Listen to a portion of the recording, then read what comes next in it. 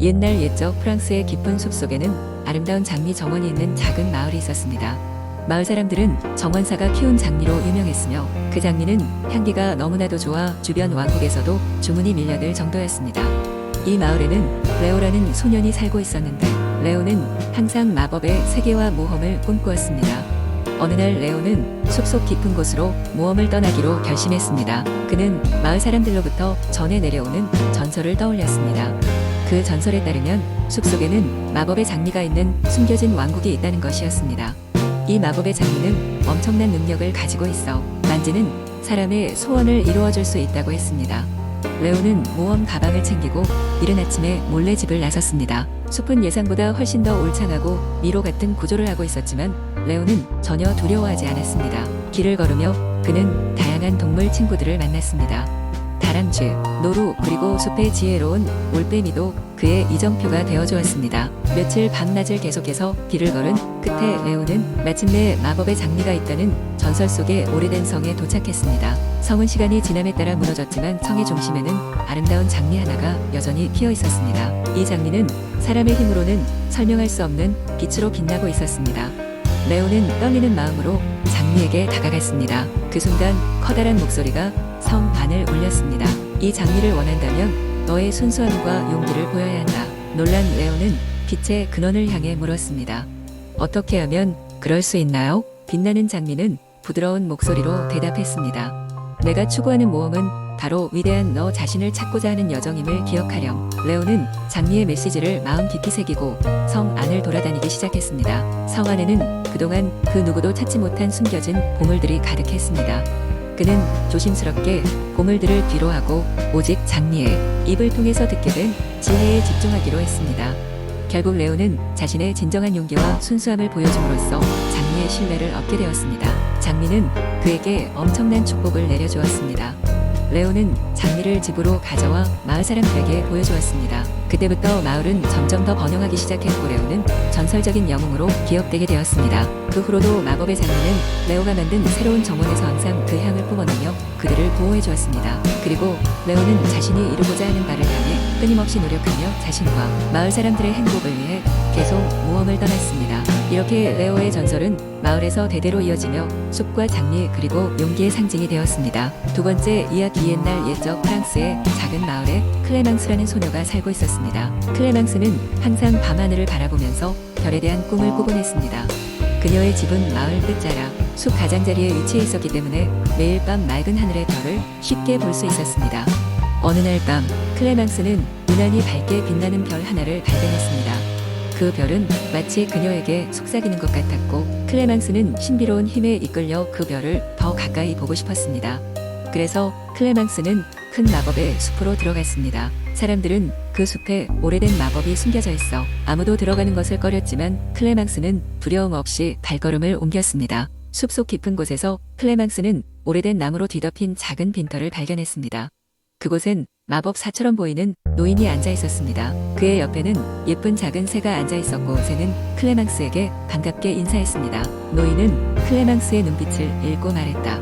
너는 달빛 아래의 별을 찾아 이곳에 왔구나. 클레망스는 깜짝 놀라며 고개를 끄덕였습니다.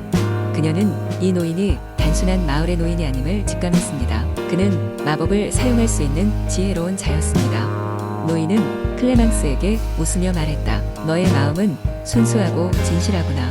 그래서 너에게 특별한 기회를 주겠노라. 그렇게 말하며 노인은 클레망스에게 작은 유리병을 주었습니다.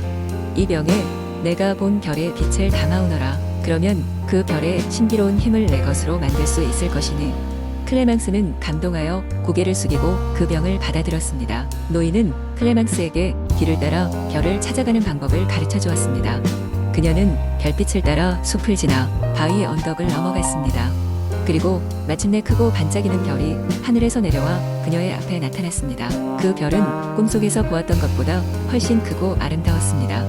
클레망스는 숨을 죽이고 조심스럽게 병을 열어 그 별빛을 담았습니다. 순간 별빛이 병 속으로 들어가면서 환한 빛이 스며들어 클레망스를 감쌌습니다. 그녀는 마치 하늘을 나는 것 같은 기분이 들었습니다. 그 순간 클레망스는 별의 언어와 이야기를 이해할 수 있게 되었습니다. 시간이 지나 클레망스는 다시 숲길로 돌아왔습니다. 그녀는 고마운 마음을 담아 노인에게 별빛이 담긴 병을 보여주었습니다. 노인은 미소 지으며 말했다. 이제 너는 이 별의 힘을 가지고 있어. 그 힘은 너를 소중히 여겨야 할 것이다. 클레망스는 자신의 새로운 능력을 통해 마을 사람들을 도왔습니다. 병든 이를 돌보고 문제에 대한 해결책을 찾는 것을 도왔지요. 그녀의 이야기는 마을 전역에 퍼졌고 사람들은 그녀를 별의 소녀라 부르며 존경했습니다. 날이 갈수록 클레망스의 주위에는 도움이 필요한 사람이 늘어갔고 그녀의 마음속에는 언제나 희망의 빛이 가득했습니다. 그 빛은 바로 달빛 아래 작은 별에서 온 것이었습니다. 세 번째 이야기. 어느 옛날 프랑스 파리의 빈민가에서 르 고맹이라 불리는 소년이 살고 있었다. 그의 이름은 작은 용맹함을 의미했지만 실제로는 아주 조용하고 겁 많은 아이였다. 그는 밤낮으로 파리의 거리에서 방황하며 그저 하루하루를 살아냈다. 르 고맹의 부모님은 그가 어렸을 때 돌아가셨고 그는 고아가 되어 홀로 자랐다. 르 고맹은 항상 더 나은 삶을 꿈꾸었다. 파리의 부유한 거리를 걸으며 화려한 인생을 상상했고 언젠가 자신도 그러한 삶을 살 수 있을 것이라 믿었다. 그러던 어느 날 그는 세상에서 가장 이상한 노인을 만나게 된다. 이상하게도 노인의 이름을 물었을 땐 잊고 말았지만 그 노인은 르 고맹에게 이렇게 이야기했다. 용기를 가진 자에게는 기회가 찾아온단다. 어린이여, 진정한 용기를 보여준다면 너의 꿈은 이루어질 것이야. 말을 마친 후 노인은 콧노래를 부르며 사라져버렸고 르 고맹은 그 만남이 단순한 우연이 아니라고 느꼈다. 그는 그날 밤 꿈속에서 하나의 수수께끼를 풀어야 하는 이상한 세상에 가게 된다. 그곳은 이상하게도 파리와 똑같았지만 모든 것이 뒤집혀 있었다. 사물의 위치가 변해 있고 강이 하늘을 거꾸로 흘렀다. 꿈속에서 그는 아름다운 현악기의 소리를 따라가게 되었다. 결국 그는 선율이 멈춘 곳에 도달하게 되고 그 앞에는 수수께끼가 적힌 고대의 돌이 있었다. 돌은 이렇게 말하고 있었다. 내가 가장 두려워하는 것을 직시하라. 그러면 너는 다음 단계로 나아갈 것이다. 르 고맹은 생각에 잠겼다. 그는 항상 불확실함과 실패에 대한 두려움을 가슴에 품고 있었다. 그는 용기를 내어 크게 외쳤다.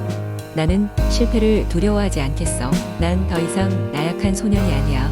그의 외침과 함께 돌이 부서지고 새로운 길이 그의 앞에 열렸다. 그는 꿈속의 세계에서 여러 가지 시험을 거쳐야 했고 각 시험은 그의 두려움을 극복하기 위해 용기를 필요로 했다. 점점 그는 자신이 강해지고 있다는 것을 느꼈다. 마지막 시험에서는 노인이 다시 나타났다. 이번에는 익숙한 얼굴이 아닌 그가 존경하는 한 예술가의 모습이었다.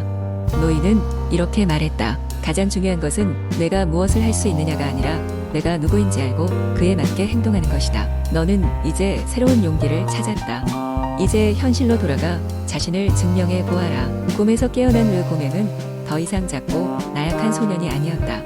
그는 자신의 능력을 믿고 파리의 예술 아카데미에 입학하여 화가로서의 첫 발을 내딛었다. 그의 작품은 단숨에 주목받았고 그는 파리에서 가장 유망한 예술가 중 한 명으로 떠올랐다. 결국 그의 작품은 전 세계에 전시되어 사람들로 하여금 감동을 주었고 그는 꿈에서 만난 노인의 말씀을 항상 마음에 간직했다. 용기는 모든 것을 가능케 한다. 라는 그 교훈과 함께 말이다. 그의 이야기는 파리, 아니 프랑스 전역에 살아있는 전설로 남게 되었다. 네 번째 이야기. 옛날 옛적 프랑스의 짙은 숲속 깊은 곳에는 마법사 루이즈가 살고 있었습니다. 그녀는 숲의 모든 생명체와 친구가 되어 함께 평화로운 삶을 누리곤 했지요. 어느 맑은 여름날 루이즈는 숲을 산책하다가 한 사슴을 발견했습니다. 이 사슴은 무언가에 쫓기고 있는 듯했으며 눈동자에는 두려움이 가득 찬 채로 떨고 있었습니다. 루이즈는 사슴에게 다가가 부드럽게 말했습니다. 안녕하세요, 작은 친구. 무슨 일이 있었나요? 사슴은 떨리는 목소리로 대답했습니다. 저는 사브리나예요. 한 사냥꾼에게 쫓기고 있었어요. 그 사람은 이 숲의 규칙을 무시하고 자신의 욕망을 위해 저를 잡으려고 해요. 루이즈는 사브리나를 진정시키며 따뜻한 미소를 지었습니다. 걱정 마세요, 사브리나. 제가 도와드릴게요. 이 숲은 저의 마법으로 보호되고 있으니까 안전할 거예요. 그렇게 루이즈는 사브리나를 자신의 집으로 데려갔습니다.